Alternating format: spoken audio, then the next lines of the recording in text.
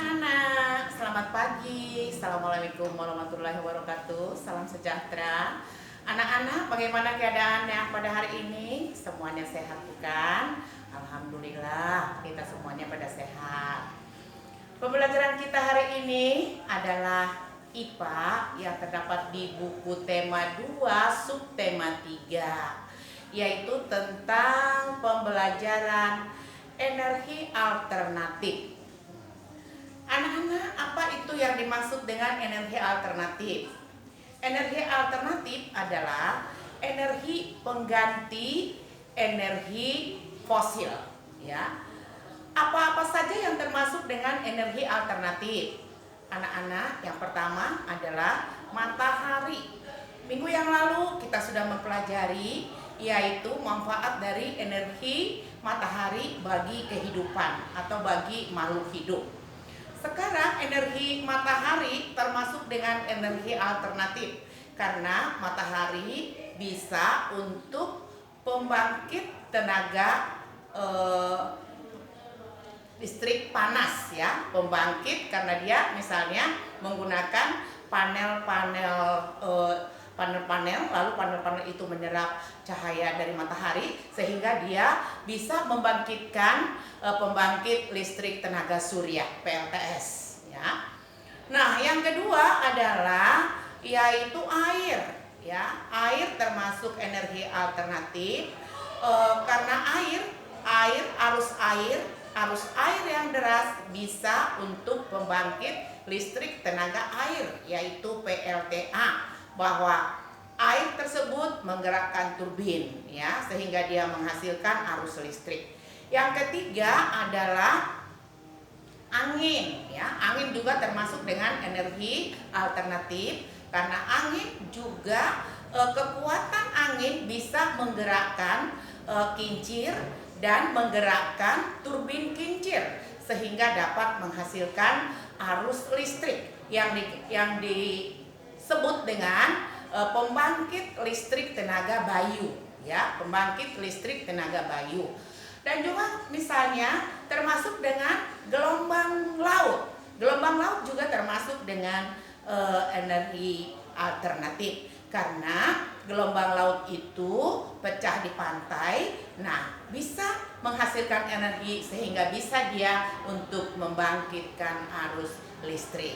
Nah, anak-anak, selain dari situ ada juga yang dikatakan dengan energi alternatif yang dihasilkan oleh tumbuhan dan hewan, ya, tumbuhan dan hewan. Pelajaran kita ini sudah pernah dipelajari di waktu kelas 3. Nah, yang dari tumbuhan misalnya, nah kalau misalnya batok kelapa atau bambu dibakar, nah ini dikatakan dengan briket, ya. Briket itu adalah sebagai pengganti dari batu bara, ya, itu berasal dari tumbuhan.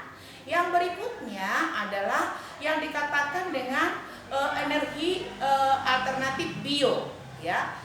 Energi alternatif bio ini dibagi menjadi 3 bagian, yaitu ada yang dikatakan dengan energi alternatif biodiesel, ya.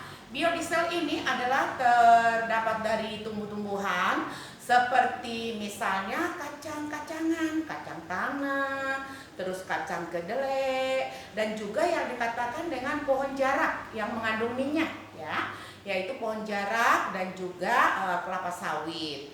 Nah, yang dihasilkan adalah yaitu bahan bakar solar, ya, bahan bakar solar.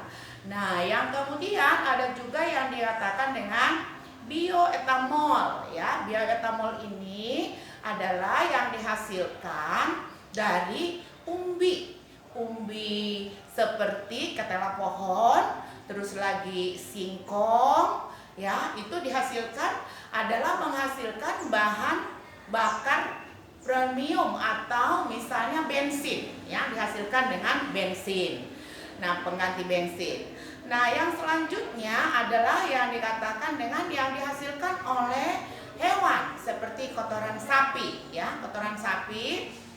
Nah, itu bisa menghasilkan dari biogas. yang bisa pengganti gas untuk memasak dan juga untuk kendaraan bermotor. Nah, itu yang kita sebutkan tadi anak-anak adalah energi alternatif yang ada, yang sudah kita pelajari tadi. Nah, sekarang apakah yang dikatakan pengganti alternatif untuk energi yang dihasilkan oleh fosil? Karena kita mengetahui bahwa minyak bumi itu adalah dihasilkan daripada fosil hewan, ya. Sedangkan batu bara adalah yang dihasilkan dari sisa tumbuhan yang telah membusuk di dalam tanah yang telah berjuta tahun lamanya, ya. Nah, yang sekarang apakah ada segi ke positif dan segi negatifnya dari energi alternatif tersebut? Ada anak-anak. Nah, misalnya di sini kelebihannya apa? Kalau kelebihan dari energi alternatif adalah salah satunya ramah lingkungan, ya, tidak menimbulkan polusi. Terus yang kedua adalah tidak habis-habis jika digunakan, ya, tidak habis-habis jika digunakan, selalu ada. Nah, dari segi negatifnya atau kekurangannya adalah yaitu kurangnya para ahli yang mempunyai ilmu untuk mendesain atau membuat daripada energi alternatif tersebut. Terus yang keduanya adalah karena bahan-bahannya itu kita masih mengimpor dari luar negeri. Tentu bahan-bahannya sangat mahal. Jadi pembuatannya sangat mahal. Nah, itu adalah segi keuntungannya dan segi kerugiannya yang ada untuk pembuatan dari energi alternatif. Nah, sekarang anak-anak sudah mengetahui bukan apa itu yang dimaksud dengan energi alternatif, ya. Dan juga apa-apa saja yang disebutkan dengan energi alternatif. Terus ada yang terbuat dari tumbuhan dan ada yang terbuat dari kotoran hewan, ya, yaitu pengganti bensin, solar, batu bara. Nah, anak-anak sudah tahu bukan? Nah, sekarang kalau anak-anak sudah tahu, Ibu Guru menugaskan kamu yaitu yang ada di buku paket tema 2 halaman 115. Ya, halaman 115.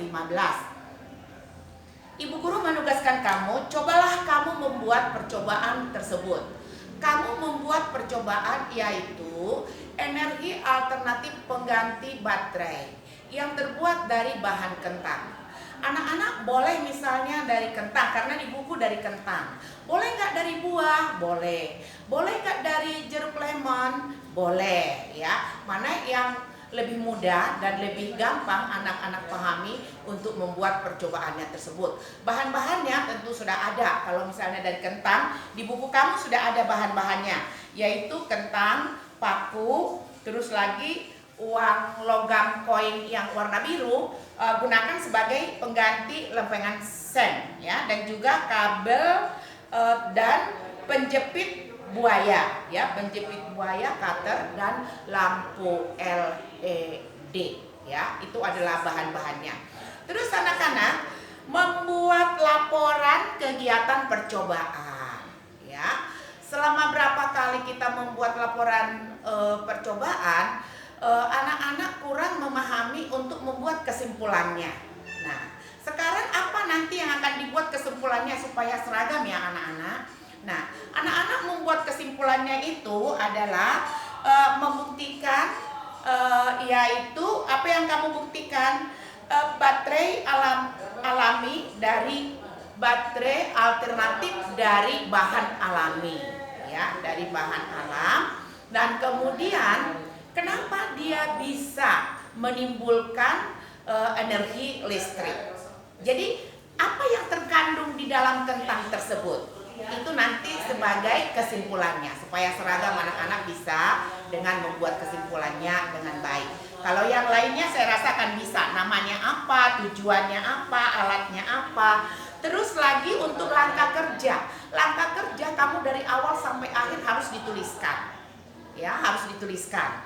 Yang kamu buat percobaan itu hasil percobaan. Hasil percobaan yang saya buat itu berhasil, menyala dengan benar, atau ada kata tidak berhasil. Karena boleh anak-anak percobaan yang akan dibuat itu bisa tidak berhasil, bisa berhasil sempurna. Nah, itu untuk membuat laporan percobaannya ya anak-anak. Nah, ini dikerjakan di mana? Nah, Ibu Guru, kamu ingin mengerjakan di kertas HPS yang F4. Ya, kerjakan. Terus kamu di saat mengerjakan foto, nanti fotonya itu ditempelkan di kertas tersebut dan laporannya juga di kertas HPS-nya. Sudah paham ya anak-anak? Sekian dan terima kasih. Assalamualaikum warahmatullahi wabarakatuh.